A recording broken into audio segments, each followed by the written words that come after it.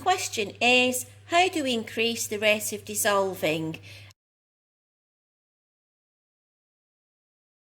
So these are the cubes of jelly when you open them up in the package, and this is what the children will be working with.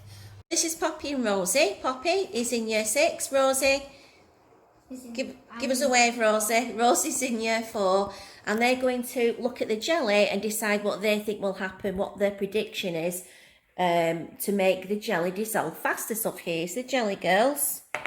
Ooh, that's mine. It's mine.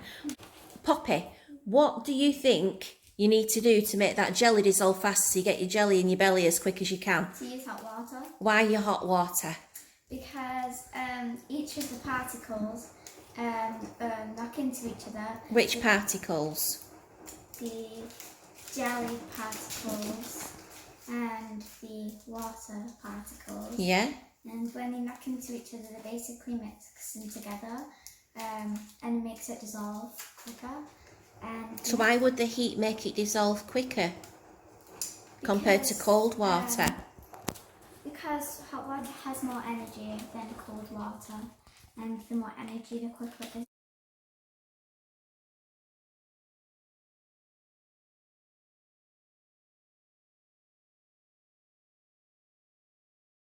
Rosie, thanks Pops. Rosie, what do you think you should do to make the jelly dissolve faster?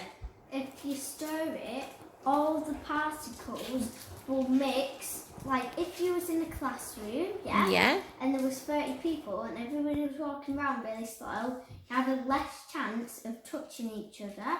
And then if you go faster, so you stir it, you have more chance of banging in, so then it dissolves quicker. Okay. One's heat and the other one says stirring. So I'm going to ask you some other questions now and see what you think. Okay? Which do you think will dissolve faster? Orange or blackcurrant? I don't think any will dissolve faster than the other because they're both jelly and it doesn't matter about the flavours. They're just different flavours. One's not hot and they're both exactly the same, and I think they'll dissolve at the same amount. Here's your next question then. 2 glasses exactly the same size. The jelly will be exactly the same size, but we'll change the amount of water. So this one will fill right the way to the top, and this one will fill half full. So there's less water in this one. Which one do you think would dissolve the fastest? So this one, it's got more water in, so there's more particles for it to dissolve. Yes. If we use 1 block of jelly, so that's one of these little square pieces here, okay, and we put it in a beaker with the same amount of water. Yes. And then on the next piece that we put in the other glass, we cut it into lots of little pieces. Yes. So one is 1 whole piece of jelly and the other one is lots of small pieces. It's on the same size, the same volume of jelly, but one's in 1 whole piece and one's lots of little pieces. Which do you think would dissolve the fastest? I think the tiny pieces, because they're already small, so they only need a bit more to make them tiny. And if the big piece, it needs a few more stages for it to actually be where the other ones actually started in tiny pieces. I think the same as Rosie. I feel like the smaller the jelly, the quicker it will dissolve, because it needs to break through much more with just 1 whole block. But if it was cut into little pieces, it wouldn't have to go through so much pressure onto the jelly, so it will dissolve quicker. Okay, Pops, there's one thing that you said there that I really liked. Yes. It was about the smaller the jelly, the faster it will dissolve. And we're going to use that later when we come to our answers and conclusion. Yeah.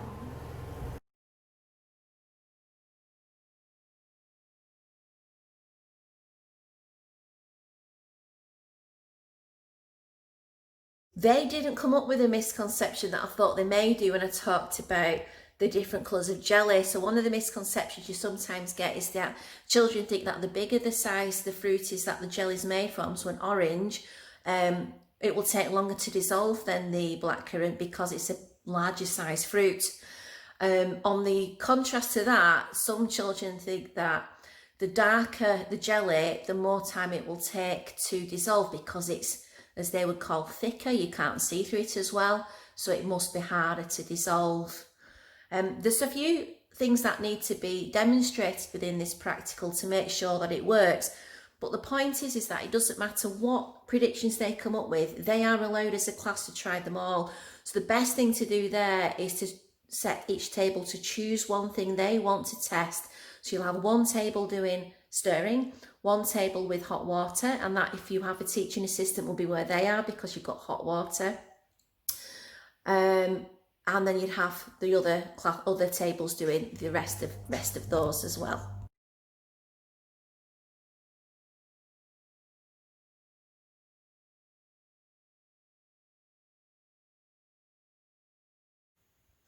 Okay, so one thing that we would need to make sure that the children understand is that you need to come to eye level to be able to measure the amount of water to make sure that it's a fair test. So here we have some water, and looking down you can see that it's looking very much on the line. That must be how much is needed. But when we move it down to eye level, we can see that actually it's nowhere near the 400 ml mark. It's more like 350. So if that's at eye level, there we are. We can see it there, the 400 and the 300. But if we move it up, so we're pouring it from a tap that's lower than us, it can look like it's exactly on the line. And so that's one thing that we would need to model. The second thing we would need to model is a thermometer. Now, I don't actually have a thermometer, the keen-eyed amongst you. This is just a straw, but it shows what we need to do anyway. It still models well. So pretend this is a thermometer, and we put the thermometer in the water, lovely, and we leave it for 2 minutes because that's what we want to do in our practical. And then when children come to test the temperature, what they tend to do is they take it out of the water and hold it up. Where is it? There we are, to their eye, so they can measure it. However, by doing that, they're taking it out of the water, and so the temperature on the thermometer drops. So what they need to do instead is to make sure that it stays in the water and be able to read the temperature from inside the water and not take the bottom of it out.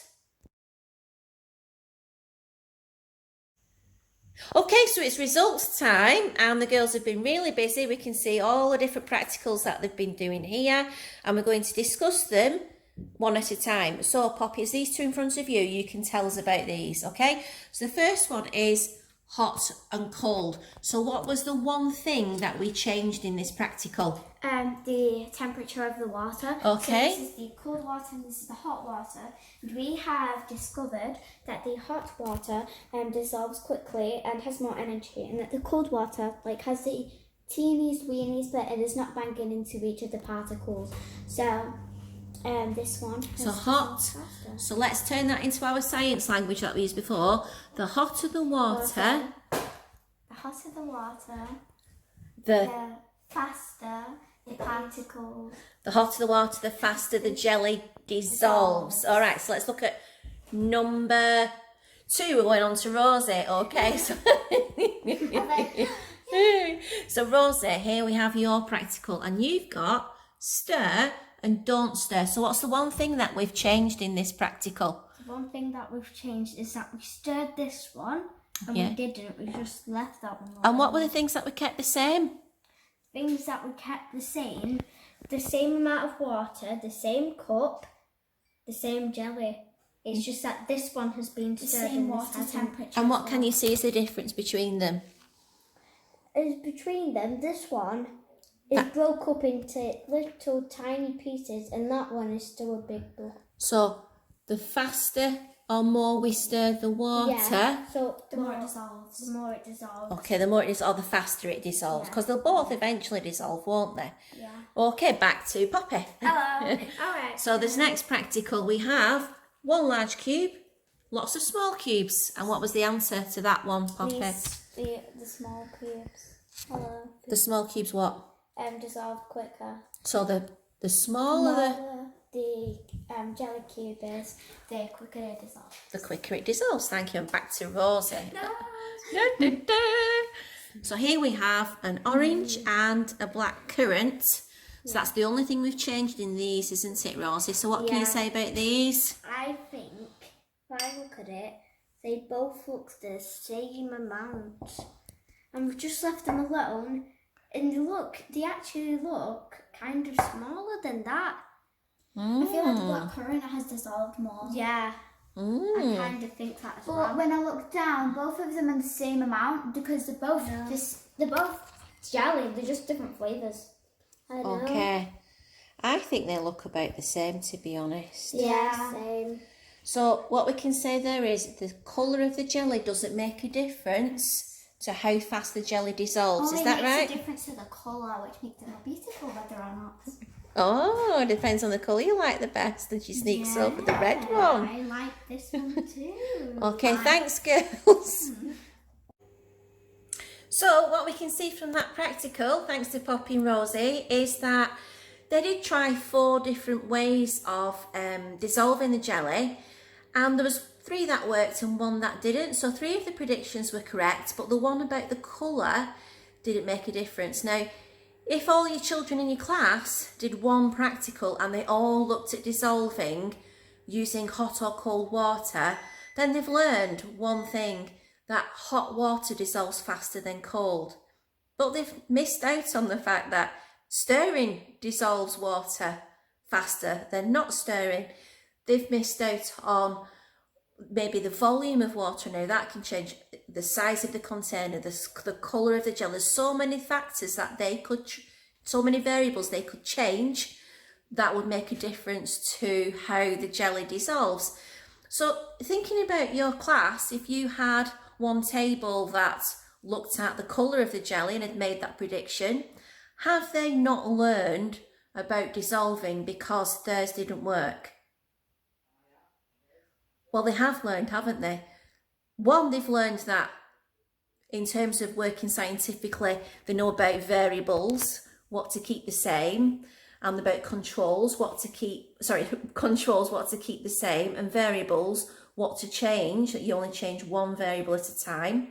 They've learned the scientific methods, the observations, and they've also thought about how to explain it scientifically. So the colour of the jelly does not make a difference to the rate of dissolving. But what they have done as well, when you go around the classroom and listen to the other children, is they've heard all the other answers. So they now know, as a class, temperature affects it. But they also know stirring affects it. They also know surface area affects it. Now, I didn't mention surface area because that wasn't something that I wanted to pick up on today. It would depend on your cohort as to whether you thought that that was appropriate or not. But there were lots of things that made it successful, and it didn't matter to that group that wasn't successful because they've had so much fun. They've done what they wanted to do. It was child-led. They had a prediction. They tested the prediction. And that science cycle of going round the thought, the testing, the reasoning, the results, the conclusion, and back to round the cycle again. They're doing that. So that's working scientifically. It's not about the teacher standing at the front. We're all going to do the same thing. I'll show you first. I'll demonstrate it. Then they've all got the answer and then start again, doing it again. This is about all the children doing what they think they should do to test the hypothesis, working collaboratively to come up with the answers. And that modelling of the scientific language as well was used throughout. So they're talking about particles, they're referring to the previous learning that they'd done. They were thinking about what dissolving actually means. They didn't come up with the misconception of melting, which tends to be thrown in by some children when they're talking about dissolving. But there was lots of scientific language used throughout.